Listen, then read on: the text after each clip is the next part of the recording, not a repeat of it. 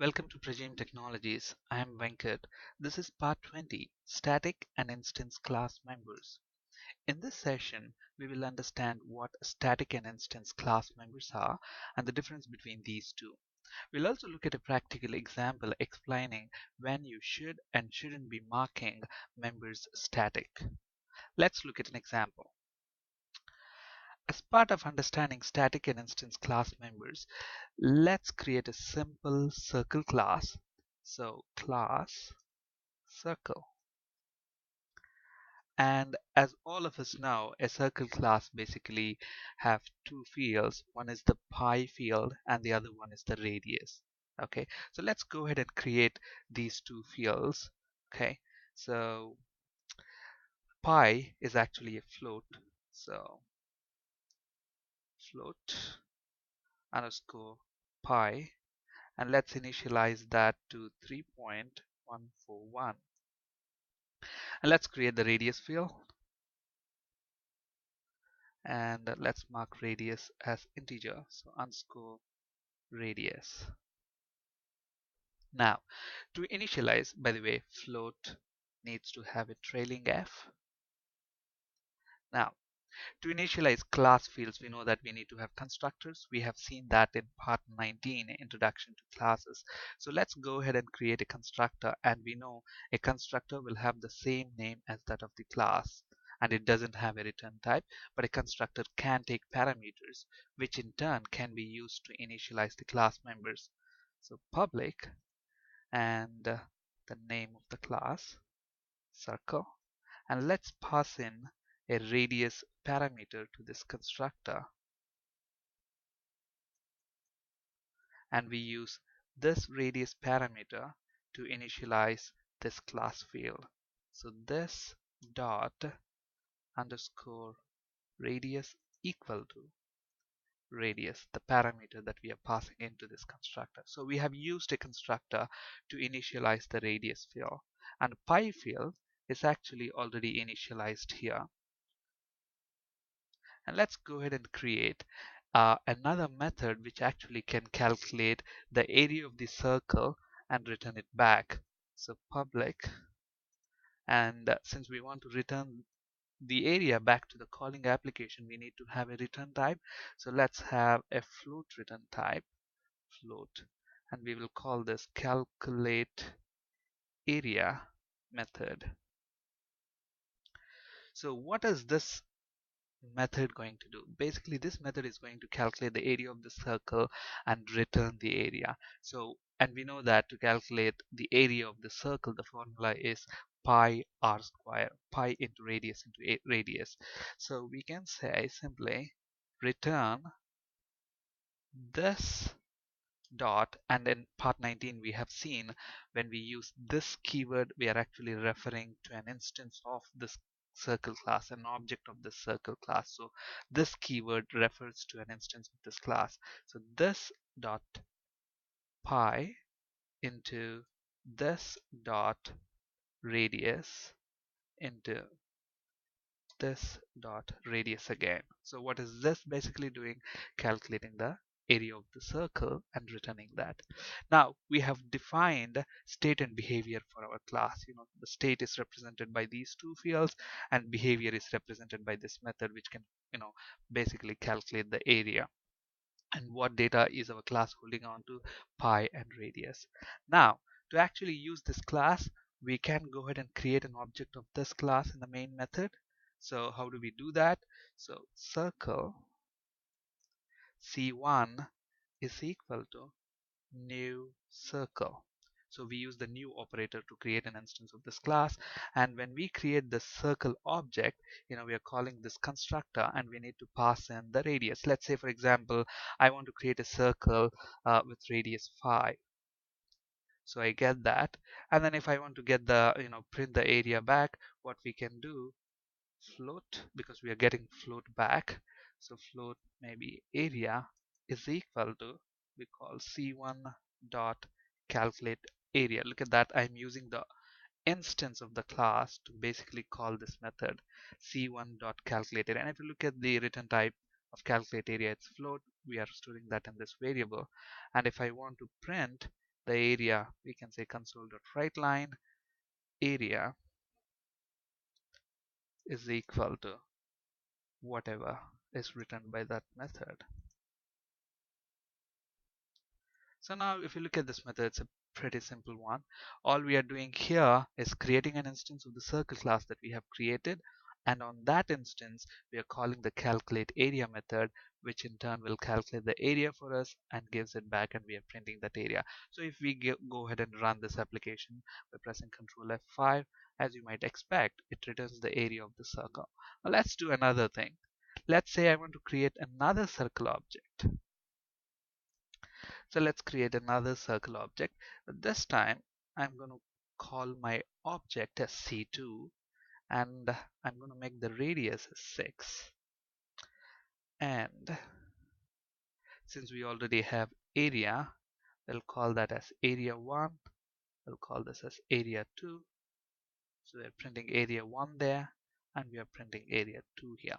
Okay, so until now what we have done, we have created two circle objects, one circle with radius 5 and the other circle with radius 6. So let's go ahead and run this, and obviously it should print the area of the two circles. But for some reason, if you look at this, okay, it's printing, one circle area is 5, the other one is 6. But if you look at this, we are calling c1.calculate area. So that's why it's calculating the area for the same circle again. So we need to change this to circle 2. So let's go ahead and run this now. It should print the area of the circle 2. Okay, very simple example. But then there is something wrong here with this class, the way we have designed this class. Now look at this, whether you have created a circle, for circle 1 and circle 2, what's the difference in terms of the data that it's carrying? For circle 1, the radius is 5 and pi value is 3.141. For circle 2, the radius is 6 and the pi value is again 3.141. No matter whether if you create one circle or 1,000 circles, pi value is always going to be constant. It's not going to change on a per object that you are creating. So that's going to be static. It does not change on a per object basis. So when something doesn't change on a per object basis, then it is wise to go ahead and convert them into static. And there is a reason behind doing that. Okay. Now, before we do that, let's understand what's happening, in memory when you actually create these objects. Let's go back to the side. Now, if you look at this one, this class has two fields and we don't have static keyword in front of them. That means these fields are instance fields or non-static field. If I have put a static keyword, then this field is called as a static field. But the absence of static keyword makes them non-static fields or instance members or instance fields. Okay, now not only fields, your constructors, your methods, events, we haven't spoken about events yet, but events, delegates, all these basically whatever that can be properties that can be present in a class, they can either be static or instance members. Basically your class members like fields, constructors, methods, properties, etc. All of these class members can be of two types, either instance fields or static members. A member is called a static member if it has a static keyword, in front of it. Otherwise, it's called as an instance member. Now, when a member is an instance member, what's going to happen? We know that these two fields are instance members, and we are creating two circle objects, one with radius 5 and one with radius 6. So what's going to happen in memory is this one. Okay, circle 1. For circle 1 object, these two fields, we will have a copy of these fields, pi and radius. And if I create another circle object, pi and radius again. If I create another circle object, I will have a copy of pi and radius for that object. So keep in mind, if we create 1,000 objects, this pi and radius values will be duplicated 1,000 times, because each object will have their own set of those instance fields because they change on a per object basis. But if you look at this here, whether you created a circle with radius 5 or radius 6, pi value is going to be constant. It's not going to change. So it makes sense to actually mark this field as static because it's not going to change per object basis. So when you mark it as static, then in memory there will be only one copy of that pi which will be shared by all the objects that you create. Okay, so if we had made pi static and radius as instance field, then there will be a copy of pi which will be shared by all the objects you create. No matter, even if you create 1,000 objects, there is going to be ever one copy of the static field. It's not just with fields, even with methods. If the method is an instance method, then every object that we create will have its own copy of that method, executing. Okay, so if there is something that's not going to change on a per object basis, then it's wise to actually mark them as static. So in our example, it's wise to actually mark the pi field as static field. Okay, so the moment I mark it, okay, one difference between static and instance members, we have already known that, if a member has a static keyword in front of it, it's called a static member. Otherwise, it's called as an instance member. Now, I'm not referring to fields and properties. When I say class members, properties, fields, methods, constructors, all those things that can present inside a class are called as class members. Okay, so if these members have a static keyword in front of them, they're called as static members. Otherwise, they are called non-static or instance members. All right, so that's one difference. So the moment I make this static, look at what's going to happen. Okay, now this field has become static. Now the moment I made it static, look at this. You cannot refer that field with this keyword because remember, this keyword refers to an instance of this class, an object of this class.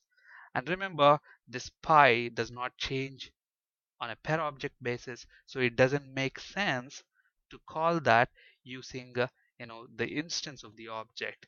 Instead, you can refer that by the name of the class because it doesn't change on a per object basis. So there is no, it doesn't make sense to say c1.pi or c2.pi. You don't use an object to refer to a static member, you use the name of the class. So instead of using this keyword, and it's a compile time error to use an instance or this keyword to refer to a static member. So to refer to that, I can use the name of the class. And it's not only field, any kind of member. For example, let us say I have created maybe a public static void print method in this class, in this circle class, which can print the radius of the circle, let's say, or the diameter of the circle. We will not worry about the implementation at the moment. So if you look at this method, this is a static method because we have a static keyword. Now, if I have to invoke this print method, look at this. The print method is a static method, whereas calculate area is an instance method because it doesn't have static keyword. Now, to call calculate area, I actually have used the circle object C1 to call the instance method. Whereas if I have to call the print method, look at this, the moment I say C1 dot, I cannot see print method because there's no, it doesn't make sense to call a static member on an instance of a class. Okay, so if you want to call the print method, you use the name of the class, so circle dot print. Okay, so bottom line, another difference between static and instance members. Static members are invoked using the name of the class, and instance members are invoked using an instance or object of that class. That's why they're called as instance members. Whereas static members, the name of the class. And it makes sense, right? Because a static member doesn't change on a per object basis. So it doesn't make sense to actually invoke it on an instance of the class. So it perfectly makes sense to invoke it on the name of the class. And keep in mind, there is ever going to be only one copy of a static member in the memory, no matter how many objects you create. Okay, so that's another difference. Now let's get rid of this one.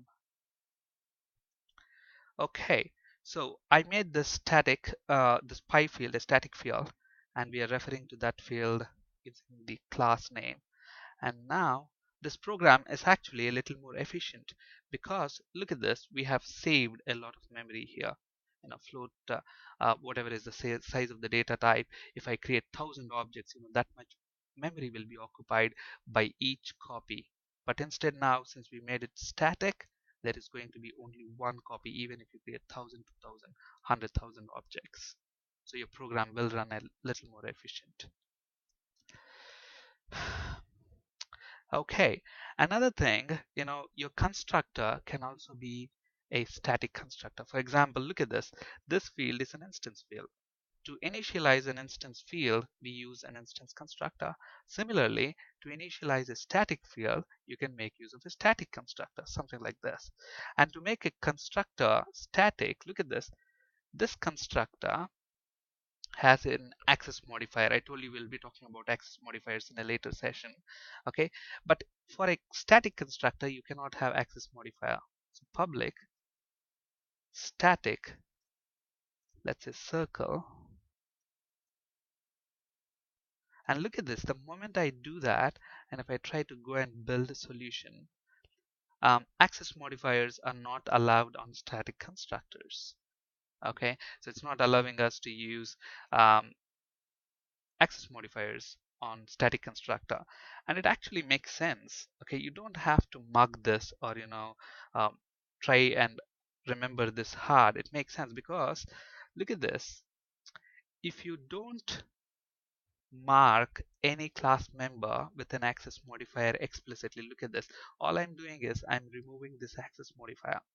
If I remove the access modifier of a class member, by default it is going to be private. And if something is private, you can access that only inside this class, inside the circle class. Outside the class, you cannot access that. Okay, so the moment I have removed the access modifier public, it has become private, so I cannot access this constructor outside of the class, and you will see there is a compiler error here. Circle does not contain a constructor that takes, because that's not visible. This circle constructor is not visible outside of this class because we removed that public access modifier, and by default if a member does not have an access modifier, it's going to be private, meaning it will be available only within that class. We'll be talking about access modifiers in detail in a later session anyway. So which means to initialize or to create an instance of this class, you have to invoke the constructor.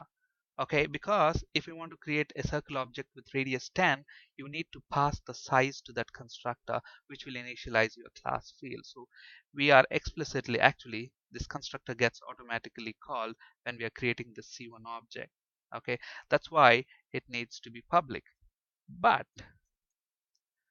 a static constructor, you don't have to call that. The static constructor need not be called. Anytime you refer to any field, maybe a static field, if you refer to a static field, the constructor will be automatically called even before that to initialize the static field. Okay, so you don't have to call static constructors explicitly. That's why it won't allow the access modifier.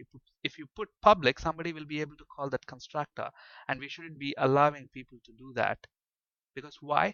They should be called automatically even before we refer to any of the fields within that class, any of the static fields within that class. That's why it doesn't allow access modifier. But anyhow, so why do we use static constructor? To initialize static fields. So I want to initialize this static field. So instead of initializing that there, what you can do is circle dot underscore pi equals 3.141 f.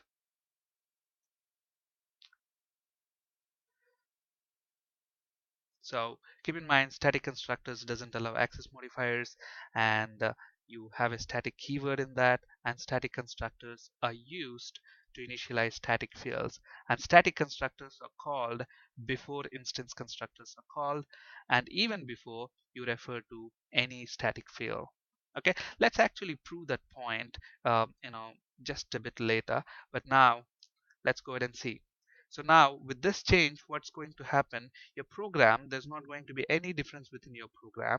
It's going to work exactly the same way, except that we made this program a little efficient. Instead of having copies of pi field which does not change on a per object basis, for every object we are now having a single copy. So the amount of memory consumed by your application will be much lesser now when compared to how was it before, when both pi and radius are instance fields. I hope that's clear. Okay, static and instance class members. We have already spoken about this. When a class member includes static modifier, the member is called a static member. When no static modifier is present, the member is called as a non-static member or instance member. Static members are invoked using class name, whereas instance members are invoked using instances, objects of the class. An instance member belongs to a specific instance of a class. If I create 3 objects of a class, for example, I will have 3 sets of instance members in the memory. We have seen the examples of pi and radius. Pi being static, there will ever be only one copy of pi, whereas radius is an instance field. So for every different circle size that you create, you have a copy of that radius, radius 5, radius 6, radius 10, etc. So when we say, when we use the term class members, we are referring to all the things that can be present inside a class, like fields, methods, properties, events, etc. And we have also spoken about static constructors. Static constructors are used to initialize static fields in a class. You declare a static constructor by using the static keyword in front of the constructor name. Static constructor is called, yeah, this is again a very important point. Static constructor is called only once, no matter how many instances you create. But whereas an instance constructor is automatically called every time you create a new object. So if I create 1,000 objects, my instance constructor is called 1,000 times, whereas static constructor is called only once, because it just needs to initialize static fields once, which will be shared by all the objects that you create. We have seen an example for that. And static constructors are called before instance constructors. Let's quickly do a demo on that. So this is my static constructor. So before we actually console.writeLine,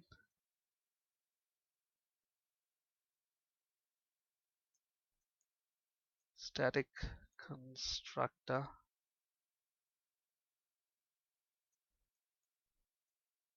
and here we will say this is our instance constructor. So we will say instance constructor call. Now if we go ahead and run this program, since we are creating 2 circle objects, instance constructor should be called twice and static constructor should be called once. So first static constructor, then instance constructor, then instance constructor call. Okay, so let's go ahead and see this. So static constructor called, instance constructor called, that object got created, its area got calculated, and another instance constructor for the circle with radius 6 got created. Okay, actually your static constructor gets called even before you create an object, and even before when we try to access any static field. For example, let's comment out everything here. All I want to do is console.writeLine.